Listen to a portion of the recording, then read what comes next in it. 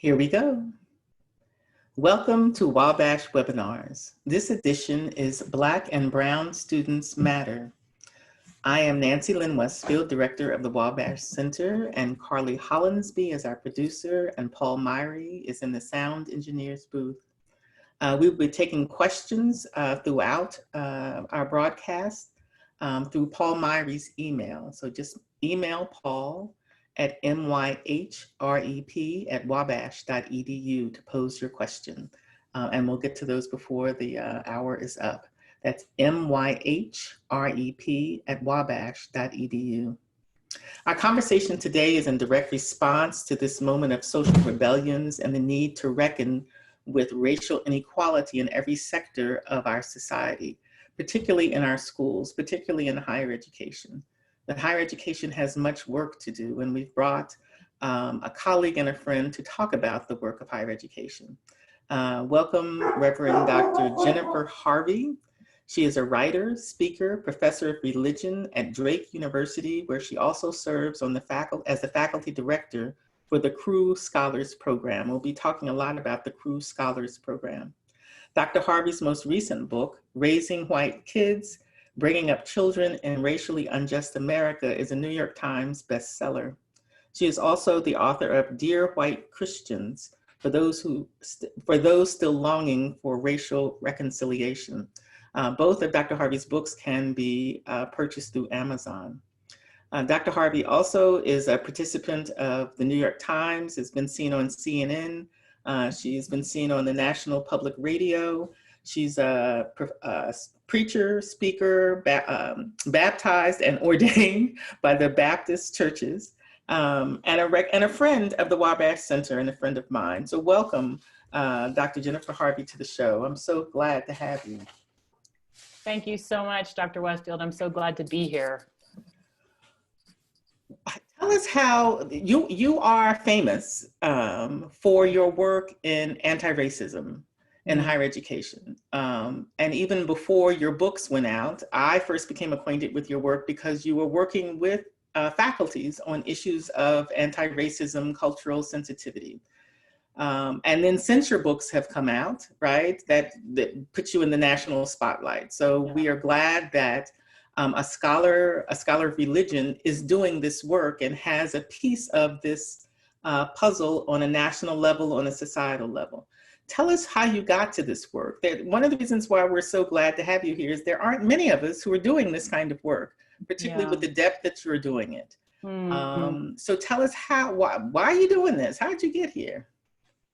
Well, I really got here by taking seriously my training, and the way I showed up into the academy at all came by way of liberation theology and ethics, the work of Dr. James Cone, Dr. Emily Towns, Dr. Dolores Williams. And when I was in graduate school, engaging in questions of justice, including racial justice, both the faculty I worked with and the peers I was studying with said to me over and over, okay, but you're white. What does it mean for you as a white American, this was now 25 years ago, to be doing this work? And I feel like in my 20s, as I became part of the academy, I was just held deeply accountable by a multiracial community who both loved me and challenged me. And I have really just found myself compelled to stay committed to that call and to those relationships which are ongoing in my life. So I've gotten here by simply looking around where I'm working, where I'm living, where I'm playing, and saying, what is the justice cry here and what is my obligation? And that's how I've ended up in this space, I think. It's just been a journey that my feet have continued to be held to the fire in ways that I'm so grateful for. I think it is the prophet's ear to be able to ask and hear the answer to the question, what is the justice cry here? But by saying it is the prophet's ear, I don't think that ear is exclusively or uniquely yours. I think as scholars of religion, yes, that we have to be able to answer and explore and interrogate and mobilize toward the question, what is the justice issue here? And not say, are there justice issues here? Right. Yes. Yes. And what is the justice issue here? And what is my own capacity, agency, and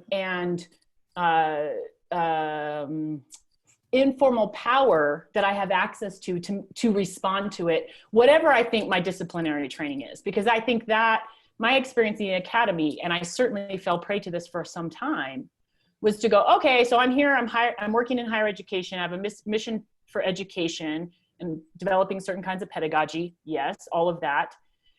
And then to sit back and go, gosh, my institution, students of color are not faring well here at my institution, shame on my institution. Or my institution's not hiring faculty of color nor retaining them, shame on my institution. And I think I shared with you, Lynn, that about 10-year point, I thought, who the heck do I think the institution is? I'm part of the faculty here. I'm about to get tenure. If this institution doesn't look different in 10 years, that's about me, right? Not some, there's no wizard behind the curtain, right? Mm-hmm. And I think those of us who are trained with we've been vested with some of the most time and resource intensive critical thinking capacity, whatever our field, don't realize we can bring all of that to bear on the actual communities within which we work if we decide it's important and seek to build relationships to do it. So I think it's a not often taken perspective that faculty, people with PhDs, people who have had the luxury and the challenge of getting PhDs in the first place, and then working as scholars in colleges, universities, and seminaries, have a kind of societal cachet if we would wield that power. Yes. But we tend not to wield that power. We tend to act like we're not supposed to have agency. We don't have power. Yeah. And like you said, before you kind of came to your own realization, the institution is not over there. I am responsible for these institutions. Yes. And I wield power in the larger society because I am Reverend Dr. somebody, or I am Dr. somebody, or I am Reverend somebody. And people do look to me for meaning making and new ways to make meaning in these situations. Absolutely. Absolutely. And I think there's sometimes, at least in my institution, which is a place I love and I have colleagues I love, I think sometimes the culture of academia, where we're excellent at deconstructing anything, can breed a kind of cynicism and a sort of chosen disabling of our own capacity for really making change. Again, if we decide to bring our intellectual toolkits, which are significant, and our formal and informal power, which is significant, to make real change. I'm not going to be able to change all the things. There are things that are still going on at Drake that I can't with others we still haven't figured out. But I know my colleagues, both within Drake and beyond, we could do so much more than we have chosen to do. I feel very strongly about that. And so it's past time, I think.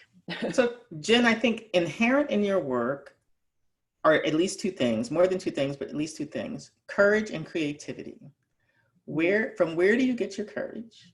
And tell us how creativity impacts how you move through this stuff. But start with the courage piece first. I think I find courage. Well, I mean, the place I get the most courage absolutely is from my relationships. And so and those are sort of diverse, and I don't just mean racially diverse, in the sense that none of the work that I do, even though I have times in my life or in my institution felt alone in some ways, I'm deeply rooted in a non-aloneness and a kind of loving accountability to people I care about, right? So I don't, to me, this isn't like, oh, this is work I have to be brave for. I'm like, oh my God, I'm fighting alongside and for the thriving and well-being of people who matter to me. Mm-hmm. Some of that is sort of, colleague to colleague friendships, relationships, and for many years, but then it's also my students. Like when I watch what students of color at my institution do, the kind of courage they have, the kind of insistence they are willing to live around their own right to a high quality education where they are not tokenized, where they are treated with innate dignity. I'm like, how could I possibly, courage has to be my default, because look at them, this 19-year-old in Iowa predominantly white institution in Iowa is going to stand up and say Black Lives Matter. Like, come on, Jen, so that's the courage piece, perhaps. The creativity, I don't know if I have a good answer for that. I think I haven't, that's a great question. I haven't really reflected on before. I think what I want to say about that is, I think over time, engaging in this journey with a level of commitment and intentionality, and again, always in relationships, has enabled me to experience a lot of times we say in white anti-racism work, like, it's really important we know we're not fighting for the liberation of others, we're fighting for our own liberation too. And I have long known that's true in an intellectual sense. But I've been doing on this journey in this way for long enough that I've experienced that. And I just know we don't have to accept these death-dealing cultures. I just know that. And I don't even want to live in these death-dealing cultures. And so it feels like responding to a divine creative energy to just say, yes, we can build something different. We just have to desire it enough to keep doing it. And then every time we experience even a little bit of it, it makes us thirsty for more. I think I experienced that, and I definitely watch my students experience that. So they're unstoppable because they've tasted just enough to know it's delicious. That's right. And they want it to be the norm, not just the every now and then. Absolutely. So they become our inspiration, right? For those of us who teach this way, teach toward these things, they become our inspiration. Yeah. The ability to stay in the fight for such a long time, because you've been at this work a very long time, and in scholarly years, a very long time. Very long time. Yeah, it feels like a long time. What are you seeing now in 2020? What are you seeing? What are you thinking right now, given all that's happening across the country, given what I'm going to call the exposed fissures of racism, of white supremacy, of the way white supremacy is so much a part of the DNA of this country, and that is a surprise to so many people, for which racism is their privilege, but also to keep that privilege going, they cannot know about racism, right? White people genuinely don't know about racism. That's part of the reason why racism has lasted for so long. Part of the way you keep racism going is white people don't know about it. That's one of the pillars of racism. Chosen not knowing. Yes, chosen not knowing, but not knowing nonetheless. So I used to not believe that they didn't know, and now I actually believe them. But does this moment feel different, or does it feel? Tell me how this moment feels. So to me, this moment feels different. Yes, in the sense that, in some ways, and so I want to be really clear. I don't feel like a hope, like we know what's going to be the outcome, right? I'm very guarded ever. I'm deeply hopeful while never being optimistic, but it feels different in this way. The ongoing grassroots work that movements like the Movement for Black Lives has been doing for now almost 10 years, all over the country, in every place, right? But that has not been really on the radar for some folks. There's been a kind of breakthrough where the visibility of that work is not only being received in a different way, a radically different way.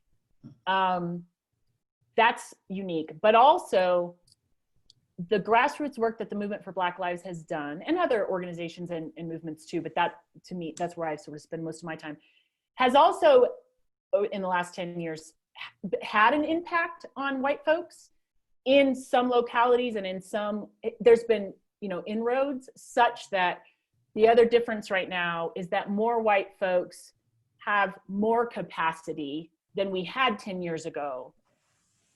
And so there's just, culture takes a long time to shift. And so this moment didn't come out of nowhere. Like, and I know that, and lots of us know that, but I keep trying to, we all say that, right? Because it didn't just happen. This is what we're seeing now, wherever it goes, is the result of decades of work, persistent work.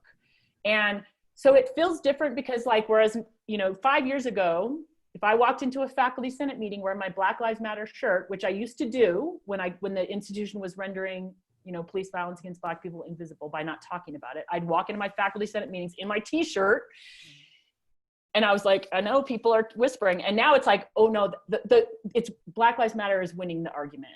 That's now not a controversial statement. Whatever that means with what we do with it, I don't know. But so that is a huge shift. And what we do with that, right, you know, moving forward really, really, really matters, because we have an opportunity to create radical change. So Rosa Parks didn't just decide one day not to. That's right. She was a soldier. She was a trained soldier. Very trained.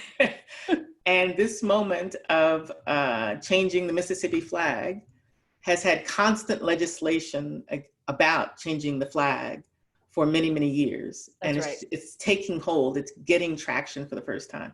But the reason why it's getting traction is because of the work that has been done by legislation, but because of the work that's been done by politicians and lay people, because of the work that's being done by activists and moms and dads and students all over the country for those kinds of things to happen.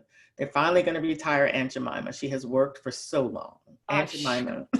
Yes, finally, now that all of a sudden they realize, oh, whoops.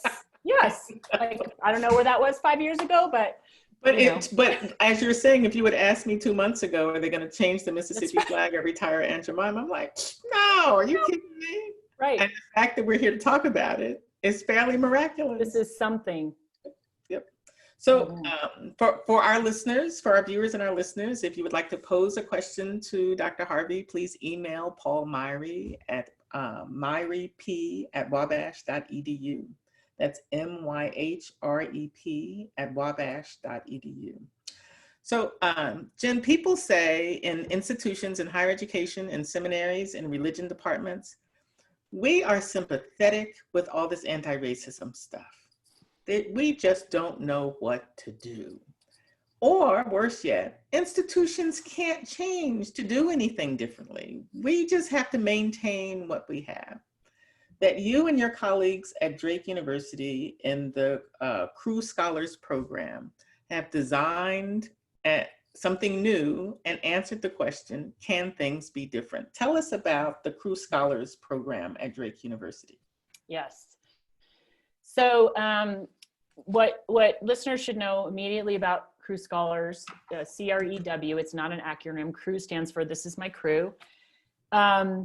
Drake, predominantly white institution, like pretty much every institution that's predominantly white, has for decades had atrocious data on racial disparities in graduation rates, retention, and GPA at graduation, including among students, Black and brown students, and white students who had the same pre-college prep and ACT, SAT scores, right? This is not unique. But in 8 years, we have literally eradicated the GPA gap. It's gone. And Crew Scholars graduate at our graduation rates for Crew Scholars is 90%, which is the average student at Drake, regardless of race, the graduation rates are like high 70s. So this is like an astounding outcome. And basically what we have done is in higher education, as we over and over go, we don't know what to do, but we're also sad that students of color don't thrive at our institutions. We started realizing, oh, you know what? This deficit model where we assume that the problem and the reason we have racial disparities is because students aren't ready for college, or there's something wrong with them, or they need more tutoring. Like, there's been lots of initiatives that PWIs, predominantly white institutions, have done to try and address the racial disparity gap. We said, you know what? Students are coming here with everything that they need. We are doing something harmful to them. It's something, the institution has a deficit. There is a racially hostile climate in the institution such that students come ready to go, and by the time we're done with them, they're not graduating, right? 66% was our graduation rate for African-American students 9 years ago. It's now 90% for Crew Scholars. And so basically we said, we are gonna not just set aside, but we're gonna obliterate the deficit model assumptions about students of color. We're gonna say the institution has a deficit, and we are gonna redress the harm that we are doing which means we've got to first understand where the harm is happening, where is racial harm being done to students, and every contact point where we can describe the harm that's being done, we are going to tackle that with resources, time, and energy, and reframing, right? So a couple of examples. Crew scholars come in as a cohort. Any student of color who is admitted to Drake can apply to be in the program. We have about a 25 cohort model that students follow through with. They stay with the same group throughout. The first 2 years of their time at Drake, they get a once a week, 2-hour, we call it Crew Connect session with myself and a colleague, co-director, staff director, where we basically just do intensive community building, support, engage, let them engage with one another, and we support them engaging whatever's going on campus in their academic lives, their social lives, whatever, no shame, no blame, no judgment. And we sort of build that in. And then part of what we do in that space with them is make sure we say to them over and over and over, Drake is going to tell you you're here to diversify the institution. You're going to hear that you're here because you're supposed to help white students learn about difference. We are going to tell you that is not your job. You aren't doing that. You are here to get an education that you deserve and are ready for, just like everybody else. And whatever you need to process here, excellent. Let's support you here as deeply as we can so that when you leave these spaces, you just go out there and be the best student you can be and not have to constantly defend, explain yourself, represent, be a token, whatever, right? And there's other pieces to the program that we've built that include training faculty mentors who partner and mentor students over 4 years, which basically means over time we've got about 50 faculty now who've done deep dive work with myself on all the data around what happens to students of color at predominantly white institutions. We have totally differently equipped faculty, which not only impacts the student experience, right? That's part of the reason Crew scholars end up thriving at Drake. It also actually is slowly impacting our hiring practices because you get faculty who partner with students of color and suddenly they go, oh, wait a second, let's quit hiring people that are not ready to do anti-racist pedagogy because what a waste of time and so much harm done. Let's hire folks who are ready to go and who are committed to just pedagogies, right? And diverse, diverse faculty pools and this kind of thing. We have a long ways to go on that front, but that's another piece of the program. And just basically like we've built all these scaffoldings that say, if we know students are languishing because racial harm is done in this way, what do we need to design to sort of run interference for students so that they can just be supported in thriving, not by giving them something that they don't have, but by redressing the harm that's been done historically here and trying to proactively redress and prevent harm that we know happens here. And doing that consistently over time has just yielded really powerful results for certainly for students in terms of what they actually, not to say they don't encounter and experience profound racism at Drake, they do, but the way they navigate that is so different than it used to be. And we are slowly changing the institution because Crew students and students of color who are not in Crew, we've seen an incredible rise in first-year students who are students of color who apply for Crew. They don't get in, they come to Drake anyway because they want to be at a place where students are so supported. We have like 22%, we've doubled our recruitment of students of color at Drake in the last 2 years. Almost 20% incoming students of color at Drake last year, which is like, for Iowa is just incredible. So it's just been a very empowering, emboldening program. And we've largely done it by taking a reparations approach and just over and over imploding the idea that something's wrong with students. And I say it all the time, I even say it to our board, something's been wrong with Drake. And if we don't take that seriously, students of color will never thrive here. And we are taking it seriously. So it's been the at this point in my life, age 50, the call of my life to get to be part of that program. So one of the most vile aspects of racism is that it tells people of color, marginalized people, African-American people, that they are not strangers, but strange, and they don't belong. Yes. So it sounds like the Crew program has said, you are not strange, and you do belong here. Yes. Right? So that in and of itself that's power in and of itself. And that, I'm in awe that you just said that, because the phrase we say most often over and over to students or to faculty as we're training them is, our goal is to deeply instill in students in the Cru Scholars Program a sense of belonging. Mm-hmm.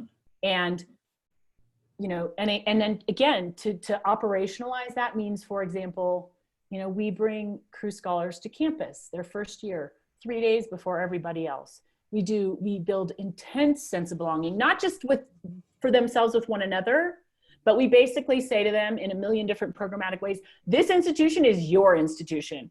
And guess what? When the white students descend, Cru Scholars are like, who are all these white people? Oh, do they get to come to my institution? You know, welcome to my campus. Welcome to my campus. Their central experiences. This is our place. Yeah. You may be here as long as you behave yourself, right? Mm-hmm. Totally shifts the narrative. They assume Drake belongs to them. And I want them to, they should assume that. And faculty and staff need to assume that as well. And it's powerful. It's good for everybody. It's better for white students too. So how did you convince your white colleagues not to be scared to death, or to say the resources don't get to be spent that way on those people? Well, that's a really good question. And I need to really clearly not take credit for that. I was brought in, I came on as director the first formal year of the program, and it had a pilot year before that. I was on sabbatical when it really got all underway, so it was like 9 years ago. I believe that, so there was some incredible leadership. We had an African-American woman provost at the time. And she started by insisting Drake start to get really honest about its data on the student experience. That happened. There were a number of upper level administrators who did sort of similar kinds of things and said, we at least need to figure out what's going on and be real and really own it, like what's actually happening here, and not assume that we can just throw up our hands and say, oh no, this is terrible, but assume that because we're academics, we have intellectual capacity to take data and sort of start to hypothesize and experiment. And then there was a couple of faculty and staff who did a lot of reading, gathered, wrote an evidence-based report, drawing on some of what students were experiencing at Drake, but also what the data in higher ed showed, right? Scholarship of teaching and learning is really important here. And basically kind of made a really compelling case in like a white paper on what a program could look like. And they took, I think they took the words a lot of faculty were saying about our demographics, because at the time our demographic, students of color probably were like, 6% of the population at Drake or something. And they went department to department and basically said, they called in the check in a way. They were like, we care about this, right? And departments be like, oh yes, we care about the student experience. And they were like, look, here's an evidence-based proposal, right?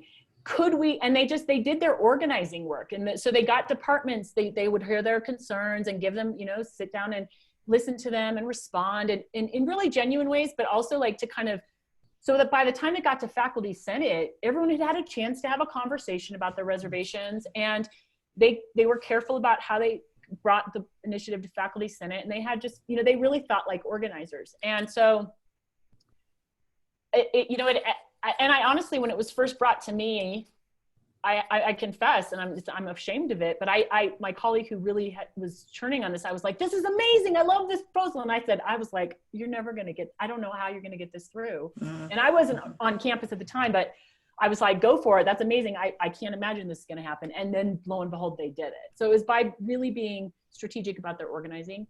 But I will tell you, Lynn, now Cru, I go to all these institutions and everyone says, well, how do you do this? Can you just add a volunteer category to a diversity and inclusion coordinator? Or can you have them? No, it's half my job, half of my salary, right? It's a big budget. It has paid for itself a million times over. It will never be cut because students stay. When you get 90% of students staying, the administration is like, oh my gosh, so this is economically, it's the best program Drake has happening, because when students stay, tuition dollars keep coming in, right? So that's not the case I care about, but the institution cares about that very much. And so it's got a really big budget, but we are dollar for dollar, it's the most economically positive program for Drake. I think it might be the #1 in terms of input and output. So it's true in higher education as well as the larger society. What's good for African Americans is good for the whole school. Absolutely. Right? What strengthens the African American community in these multicultural environments strengthens the whole environment. We know that to be true. Absolutely. If the white folks will take those risks. I also think that in the 21st century, student formation has to be about a global understanding, an anti-racist understanding. You will not be able to get a job in the 21st century as a white person if you are not articulate about anti-racist ethics and understandings. That's right. Multiculturalism, a sense of cultural competency in a global market. No matter what, if you say you have a college education, but you've never reflected on your racism, you're not going to get a job. That's right. Or you're going to get fired really quickly because you're going to do, that's right. Because you're going to do something that causes the bottom line to go out. That's right. And it's not like it's not about the bottom line. We're not talking about nirvana here, but we are saying there's certain ethics, certain cultural competencies that are in play in the 21st century like never before in this country. That's right. And you can't, you can't overstate that. Like there's been a long time at Drake, and it's still true because we have some serious problems in our curriculum that we have not yet figured out how to get faculty senate to address, right? So I don't want to paint Drake as nirvana, and the students I work with will certainly tell you it's not nirvana, right? But we talk about, and as a faculty member who is in this committee and on that Senate, and so again, this is for those of us listening, those of us who are faculty in particular, especially if we have tenure, so there's lots of power dynamics, I realize, but we have an obligation to start saying things like what you just said. Like some of us started saying, it is pedagogical malpractice to be graduating students who have never had to engage in a serious conversation about race in a classroom that had more than one Black or brown person in it. Like that is pedagogical negligence. You can't, like it's immoral to do that. It's as educators.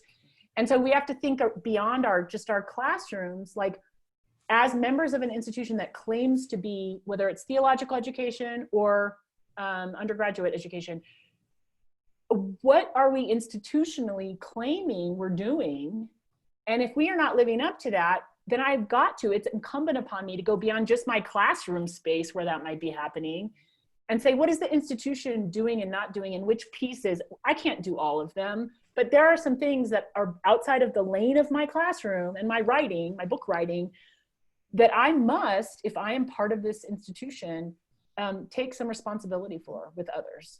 And because you cannot graduate white students. You can't, and say they're equipped to do anything in this world if genuine engagement with all kinds of diversity is not real. And race is one of these places where we just have not yet done what we needed to do. And this moment in our country's history is it's all being called to account. And so, we have some really profoundly important, wonderful decisions we could make right now about how we spend resources. So it is miseducation if white students and Black students are graduating without understanding the history of whiteness, the fact that race is a social construct, understanding of the power and pervasiveness of white supremacy. If your students cannot articulate and engage those concepts, they have been miseducated by your institution. Absolutely. Yes, miseducated.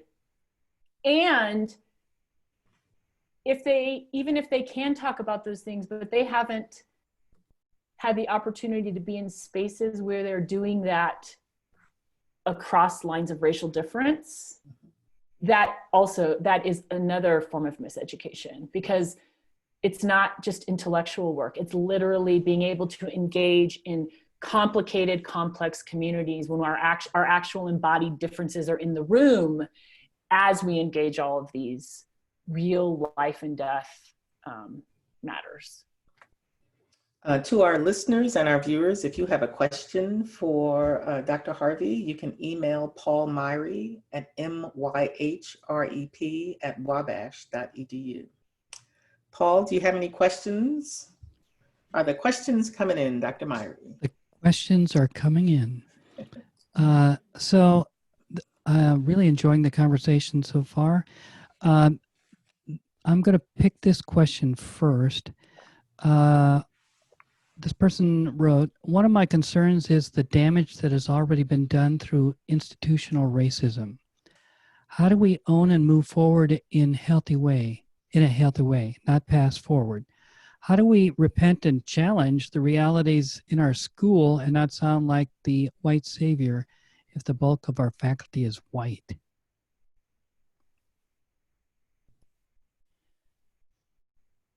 So I think a couple of things.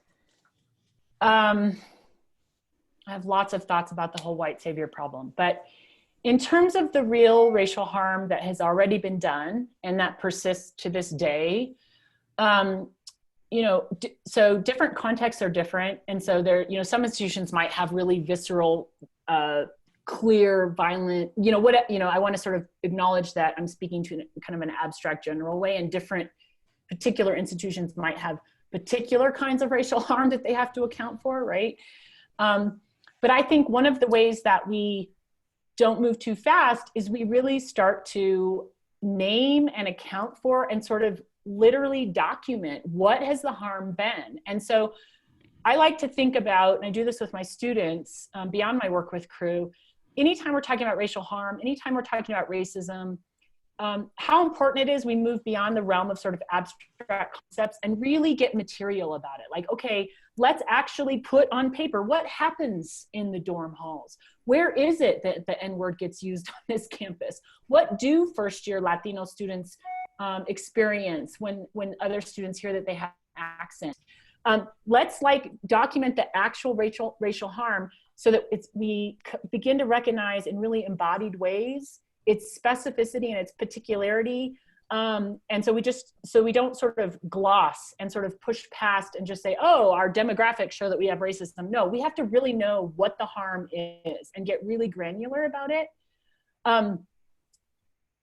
The other piece I would say then about, predominantly white faculty and dangers of white saviorism, and Drake still to this day has predominantly white faculty. We're still, that's one of the places I feel like the institution has been the least effective and responsive to some of the pushing and organizing that some of us have done there. But I mean, anyway, that's a whole other story. But I think sort of in general, the concern about white saviorism, I like to think about it as, I get worried about how often we're concerned about white saviorism, in the sense that I think sometimes we forget the concerns about white saviorism have to do with paternalism, infantilizing people of color, assuming that white people have something to offer them.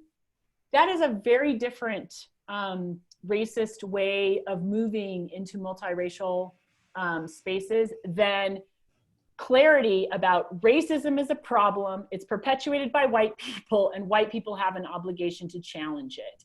That is not white saviorism.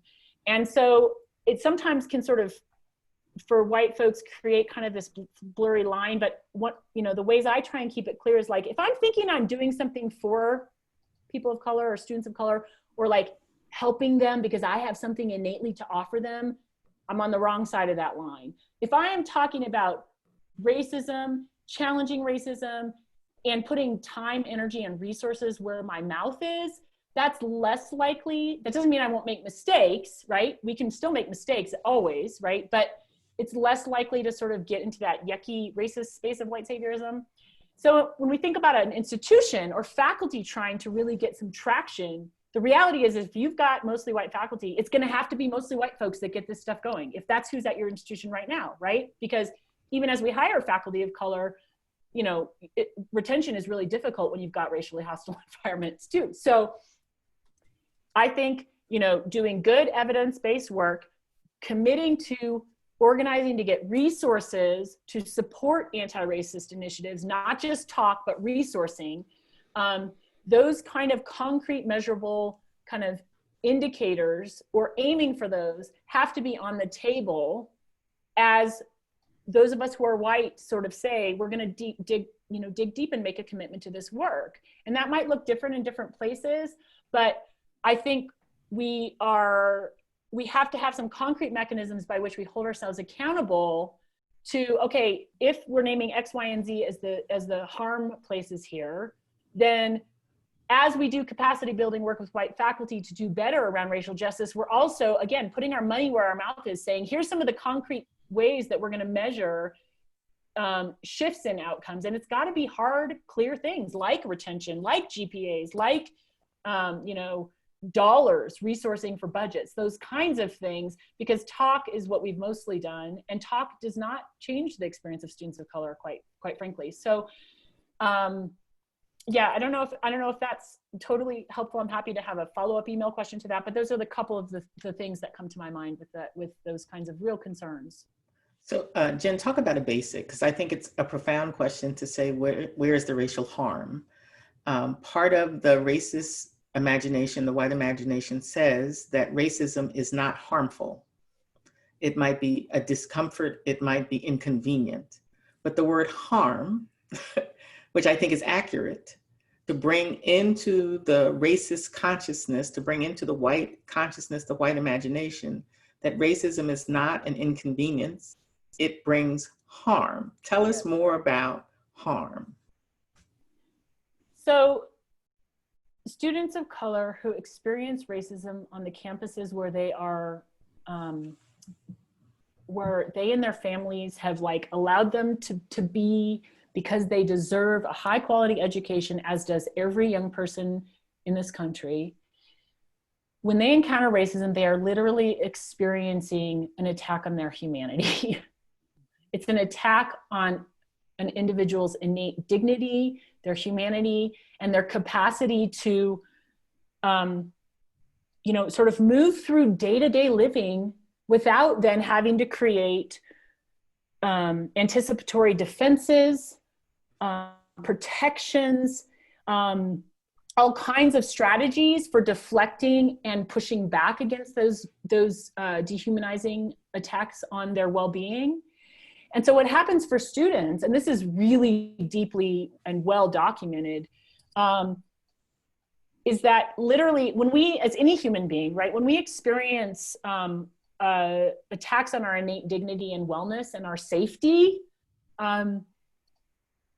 our physical well-being is impacted. Our minds are impacted. So one of the things that Claude Steele, who's an incredible scholar, if you are interested and concerned about these issues at all, pick up Whistling Vivaldi, read it. It's amazing. It will change how you think about what we do in predominantly white institutions with how we think about diversity. Like students of color, literally, as they're sort of experiencing these day-to-day kind of aggressions, attacks on their humanity, then become, they're you know, oftentimes their minds become, they're like having to multitask. So instead of, as you know, a white student sits down in the classroom and assumes, even if something's hard, they just assume like, okay, this is hard because I'm a student. Learning is hard, right? Student of color sits down in the classroom, something's hard. They're experiencing the hardness of new material as a first-year college student. And then they're also having to go, oh, why did no white students sit next to me in this class? Like there's two spaces in between me and everyone else. And why does the professor always say everyone else's name but never says my name? Is it because my name is not as innately valuable, or they don't see my worth in the same way, so I'm not worth learning? It's not worth learning my name? See how that's an attack on one's humanity? And now instead of only learning hard material, this student is literally, Claude Steele calls it racing mind. Their mind is like trying to do intellectually difficult work, which they are absolutely poised and ready to do, but they're also having to worry about, God, and if the professor says my name, are they going to mispronounce it for the 5th time this semester? Or confuse me with another student? Oh, and when I go back to my dorm, is my white roommate going to comment on my hairdo? Like, without any sort of willful racist intent, known from, like, lots of times white folks we don't even know we're causing these harms, right? Which is not an excuse. We need to learn that. That's a chosen ignorance. But we have literally made it like students of color who do end up with GPAs on par with their white peers, they really deserve like GPAs exponentially, right? Because they've done that while also being unsure if they're safe in their beds, back in their residence hall, while also waiting for the next moment. This happens on all of our camp. The next moment a faculty member is going to touch their hair, you know? And so these attacks on one's dignity and humanity then get tangled up with academic excellence, because how do we, so anyway, so that, I mean, to me, that should just illustrate it right there. Mm-hmm. So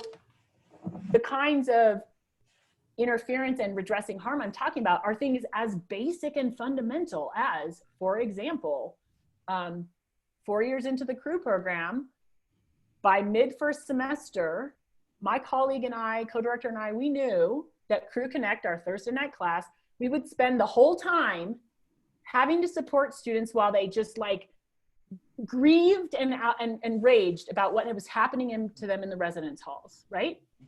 And so finally, after with it, when we first started crew scholars were, sort of spread throughout the dorms.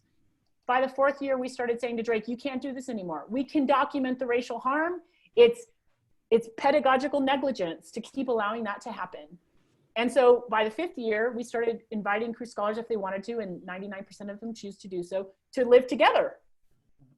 And the argument in white academic spaces would be, oh, but they're going to segregate themselves. Oh, but then white students don't get the experience of diversity. No, that's not why Black students and brown students are here. They're not here to educate white students. They're here to go to get education.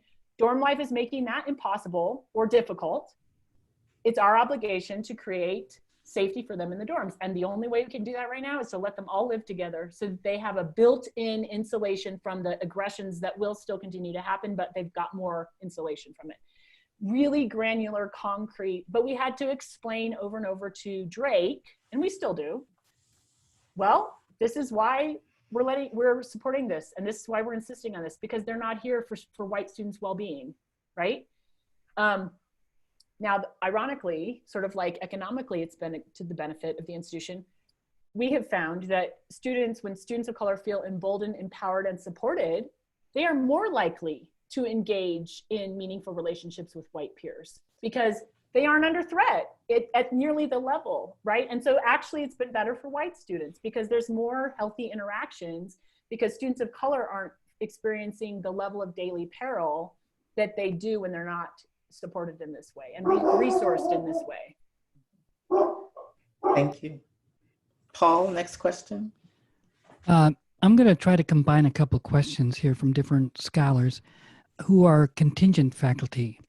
One scholar wrote that 75% of faculty are contingent in the USA with no access to tenure and little power in the institution. So how does justice work relate to and for, and I would even add by, contingent faculty in various contexts where they have little power? Then I'm going to add in this other part of this other question, which is really the question of curriculum and the problem of curriculum across the curriculum of students not encountering texts by African American scholars or other scholars of diversity, nor have they had been in conversations about racism in their schools. So that's a lot, but they're contingent faculty making up the majority of faculty in the USA in religion and theology.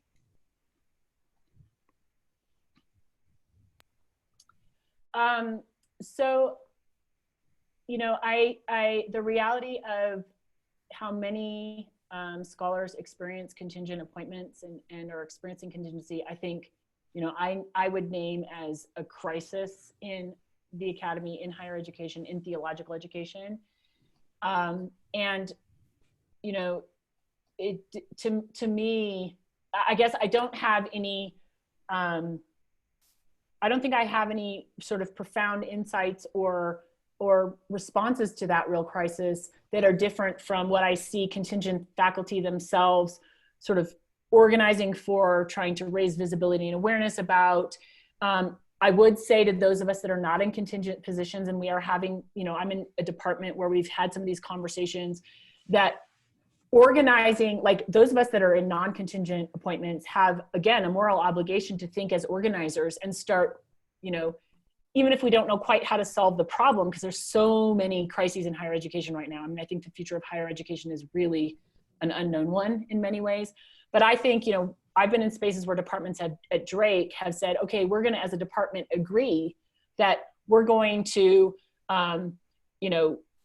collectively say we're only going to do X, Y, or Z in terms of course reassignment if we can create at least, a part-time visiting assistant position or something that's got travel funds guaranteed or something. So again, I'm not saying, oh, that's a nirvana utopic response, but like that those of us that in non-contingent positions have to be engaging with and in dialogue with and really understanding what contingent faculty are experiencing at our own institutions, and finding strategic organizing ways to, with our power as tenure track folks, raise that, be good accountable colleagues to contingent faculty, and really push and pressure around all those granular ways that budgets get built and decisions get made about sabbaticals and all the ways we exploit contingent faculty in our institutions.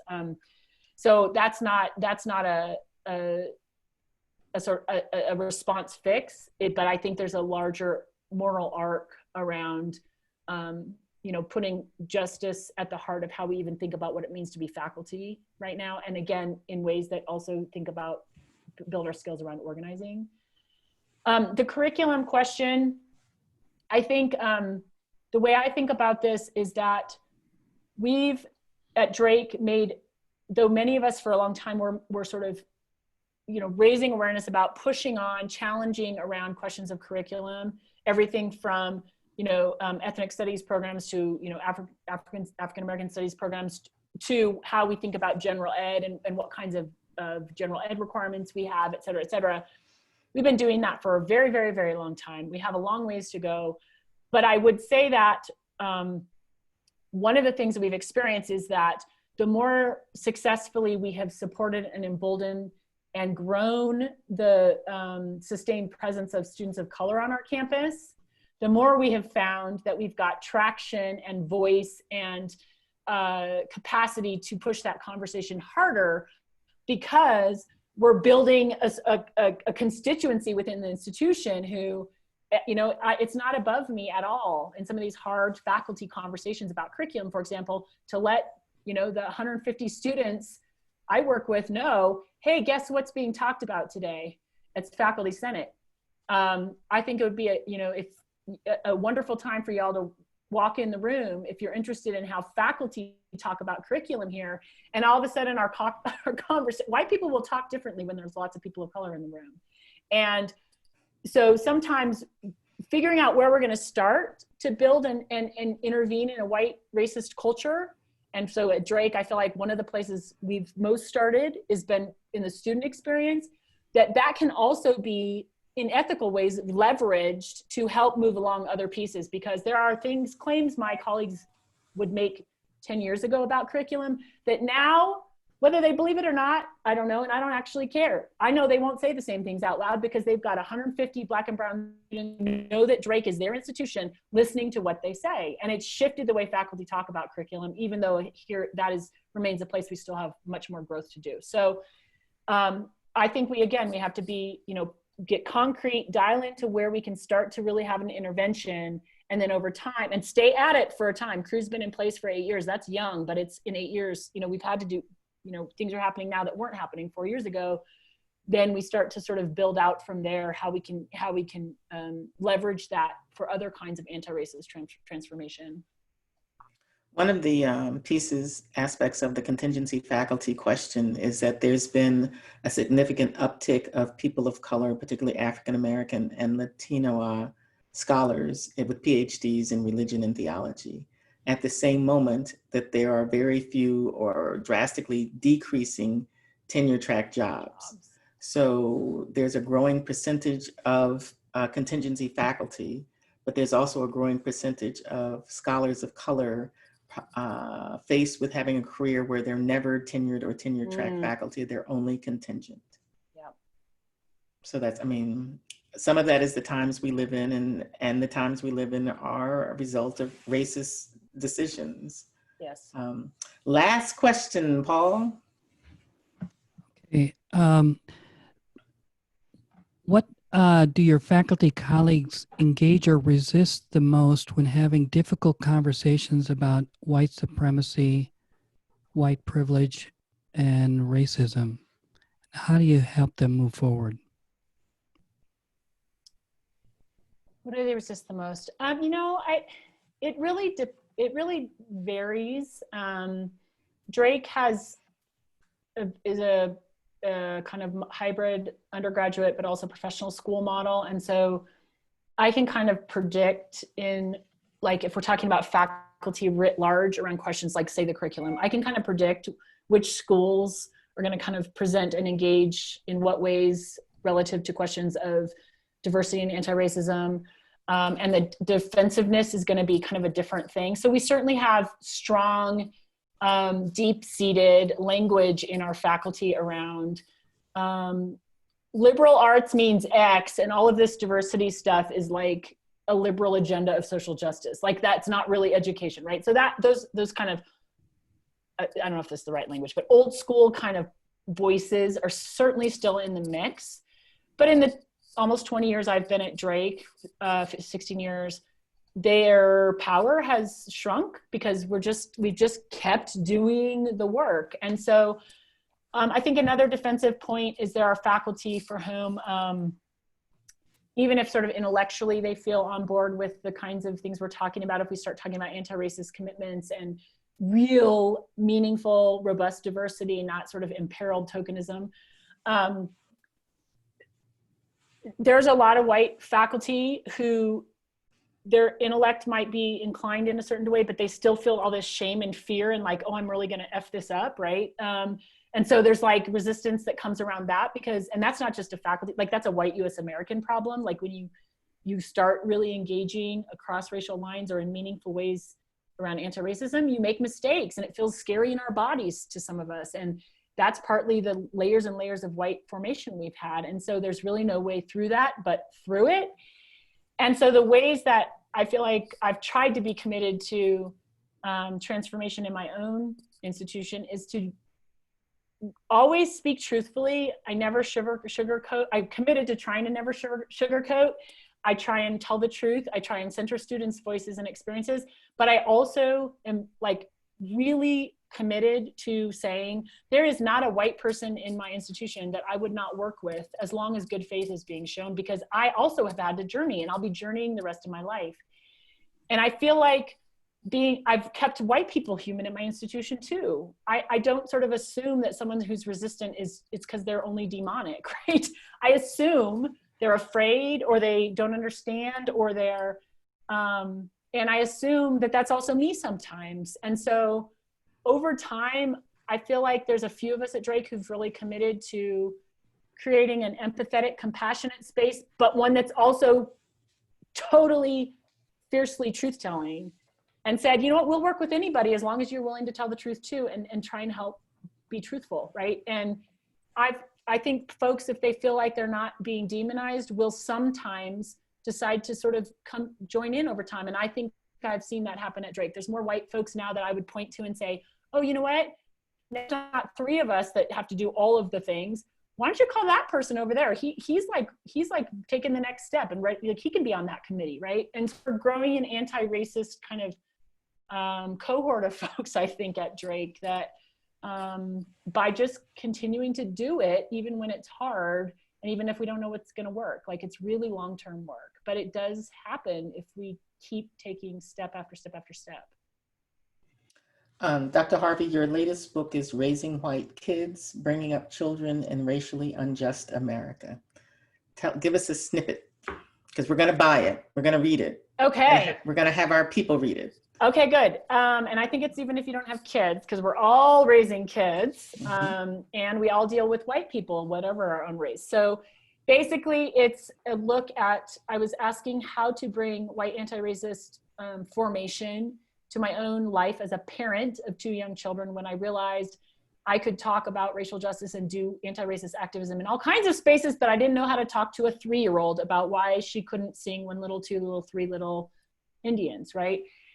And I realized there was not a lot of work out there on that. And so I jumped lanes and dangerously thought I could learn something about social psychology. But anyway, really it's a book that helps us think about how white families have socialized many of us white folks, and how the cul-de-sacs we get caught in as a result of that, even when we want to be on the side of justice.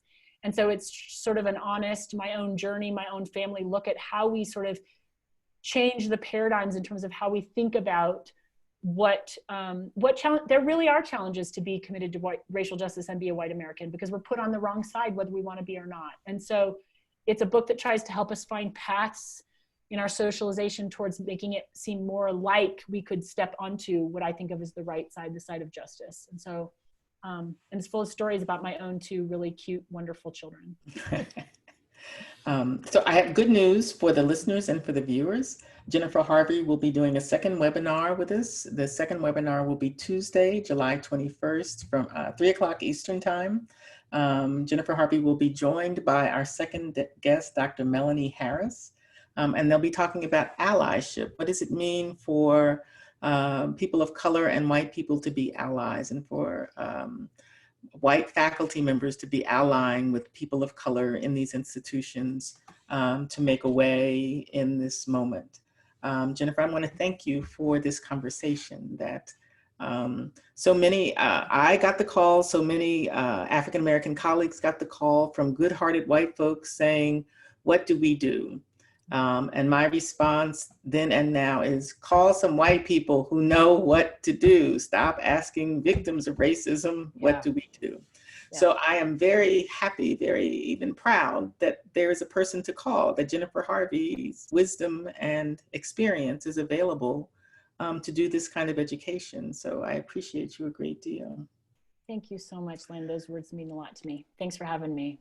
I also am aware that, and I'm going to say it out of my own culture, that I pray your strength, Jennifer, that the work that you're doing is very difficult, and that you need protection to do this kind of work, and will need protection even as the days go on. The exposing of these fissures in society are no small thing.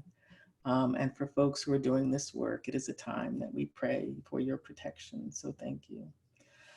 Carly Hollinsby, our producer, Paul Myrie, my sound engineer. Of course, we are here, we are a team, and we are doing the work of the Wabash Center.